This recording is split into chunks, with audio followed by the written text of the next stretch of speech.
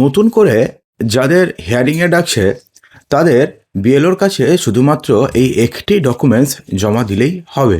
সেক্ষেত্রে তাদের খুব সম্ভবত আর হিয়ারিংয়ে না গেলেও চলবে। তো সেক্ষেত্রে যদি আপনাদেরকে নতুন করে হিয়ারিংয়ে ডাকে, তো দেখুন বন্ধুরা, হিয়ারিংয়ে কিন্তু ডাকতে পারে, এমনটা হতে পারে যে আপনারা অলরেডি হয়তো হিয়ারিং করে এসছেন, তারপরেও কিন্তু আপনাদের হিয়ারিংয়ের ডাক আসতে পারে বিশেষ কয়েকটি ক্ষেত্রে। এছাড়া যদি আপনাদের কাছে এমনটা হয়েছে যে লজিক্যাল ডিসক্রিপেন্সিসের কারণে আপনাদের কাছে ধরুন হিয়ারিংয়ের নোটিশ এসছে, সেক্ষেত্রে ধরুন লজিক্যাল ডিসক্রিপেন্সিসও কিন্তু 2 থেকে 3 রকমের হতে পারে। যেমন একটা হচ্ছে খুবই সামান্য, একটা হচ্ছে মিডিয়াম এবং একটি হচ্ছে খুব বড় ভুল। খুবই সামান্যর মধ্যে কি আসে, ধরুন আপনার যেই নাম রয়েছে বা আপনি যার নাম দিয়ে আপনি প্রোজেনি ম্যাপিং করিয়েছেন তার নাম 2002 সালে ধরুন একটু সামান্য কিছু ভুল ছিল। যেমন কিছু কিছু ক্ষেত্রে এমন ছিল যে মদন মোহন, আগে মদন আর মোহনের মধ্যে ব্ল্যাঙ্ক ছিল, কিন্তু বর্তমানে মদন মোহন আর ব্ল্যাঙ্ক নেই, মদন মোহন একসাথে হয়ে গেছে। ঠিক আছে, তো এই সমস্ত ক্ষেত্রেও লজিক্যাল ডিসক্রিপেন্সিসের কারণে হিয়ারিং নোটিশ ইস্যু হচ্ছে। তো এই সমস্ত ছোটোখাটো ভুল যদি থাকে তাহলে সেক্ষেত্রে সেটা খুবই মাইনর ভুলের আন্ডারে পড়ে। যেটা মিডিয়াম ভুলের আন্ডারে কি পড়ে, ধরুন রতন কুমার পাল, সেটা কুমারটা চলে গেছে, শুধুমাত্র রতন পাল আছে, সেটা মিডিয়াম, অর্থাৎ সেটাও কিন্তু সংশোধনযোগ্য।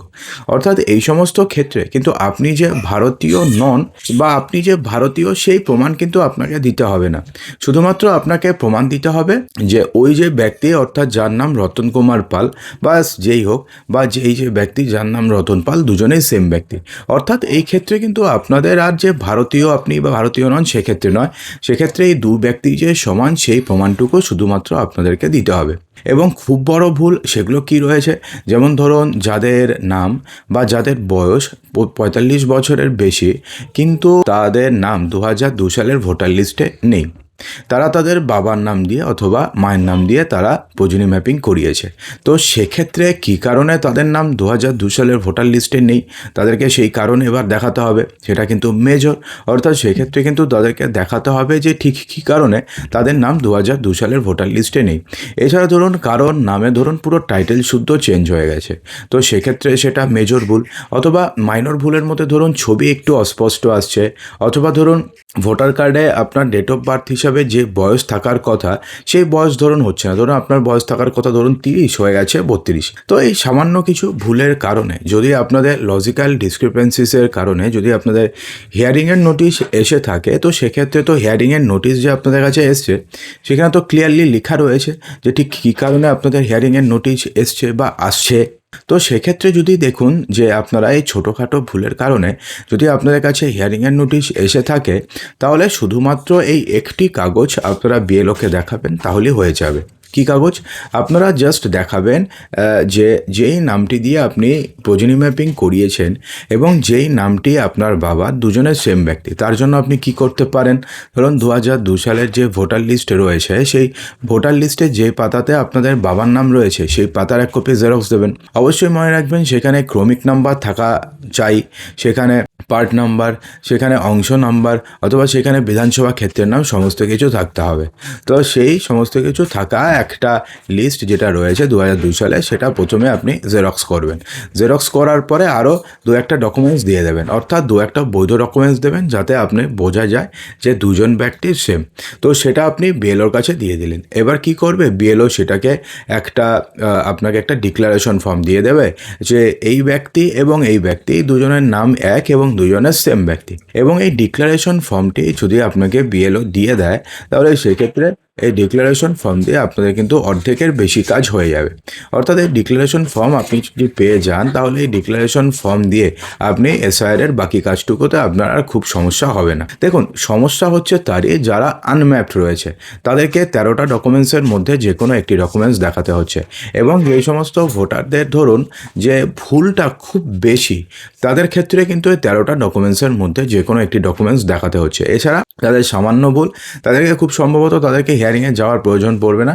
জাস্ট আপনারা বিএলওকে ফোন করবেন, বিএলওকে যদি আপনারা উপযুক্ত ডকুমেন্টস দেখাতে পারেন, তাহলে সেক্ষেত্রে আপনাদের আর হিয়ারিংয়ে যাওয়ার খুব একটা প্রয়োজন পড়বে না। ঠিক আছে, তো দেখুন এখন না বেশ কয়েকটি কারণে আপনাদের কিন্তু পুনরায় আরও একবার হিয়ারিংয়ের নোটিশ আসতে পারে। যেমন এই কারণগুলোর মধ্যে কী কী রয়েছে, এই কারণগুলোর মধ্যে প্রথম যে কারণটি রয়েছে যে যদি আপনি ডোমিসাইল সার্টিফিকেট দিয়ে যদি আপনি হিয়ারিং করিয়ে থাকেন, অর্থাৎ ধরুন আপনি ডোমিসাইল সার্টিফিকেট দিয়ে, ধরুন যখন ডোমিসাইল সার্টিফিকেট বাতিল করা হয়নি তার আগে আপনি ডোমিসাইল সার্টিফিকেট দিয়ে আপনি হিয়ারিং করিয়েছেন, তো বর্তমানে তো ডোমিসাইল সার্টিফিকেটটাকে বাতিল করে দিয়েছে নির্বাচন কমিশন। তো সেক্ষেত্রে যদি আপনি আগে ডোমিসাইল সার্টিফিকেট দিয়ে আপনি হিয়ারিং করিয়ে থাকেন, তাহলে সেক্ষেত্রে আপনাদের নামে আরও একবার হিয়ারিংয়ের নোটিশ ইস্যু হতে পারে, নাম্বার 1। নাম্বার 2তে বলা হয়েছে যে যদি আপনাদের কাস্ট 2010-এর পরে ওবিসি তালিকাভুক্ত হয়ে থাকে, অর্থাৎ ধরুন 2010-এর আগে আপনাদের পরিবারের কেউ কখনো ওবিসি কোনো সার্টিফিকেট পায়নি, 2010-এর পরে পাওয়া শুরু হয়েছে, অর্থাৎ আপনাদের কাস্ট 2010-এর পরে ওবিসি তালিকাভুক্ত হয়েছে, যদি এরকমটা হয়ে থাকে তাহলে সেক্ষেত্রে আপনারা যদি সেই ওবিসি সার্টিফিকেট দিয়ে শুধুমাত্র আপনি হিয়ারিং করিয়ে থাকেন, তাহলে সেক্ষেত্রে আপনাদেরকে আরও একবার হিয়ারিংয়ের জন্য ডাকতে পারে। এছাড়া আর কী কারণে রাখতে পারে? এছাড়া দেখুন, মাধ্যমিকের অ্যাডমিট কার্ডটাকে কিছুদিন আগে বাতিল করে দিয়েছিল নির্বাচন কমিশন, অর্থাৎ মাধ্যমিকের অ্যাডমিট কার্ড 13টি ডকুমেন্টসের মধ্যে কোনো ডকুমেন্টস হিসেবে গ্রহণ করা হয়নি। কিন্তু আমরা জানি যে পশ্চিমবঙ্গের ক্ষেত্রে মাধ্যমিকের অ্যাডমিট কার্ডে ডেট অফ বার্থ উল্লেখ থাকে, তো সেক্ষেত্রে সার্টিফিকেটে থাকে না, অ্যাডমিট কার্ডে থাকে।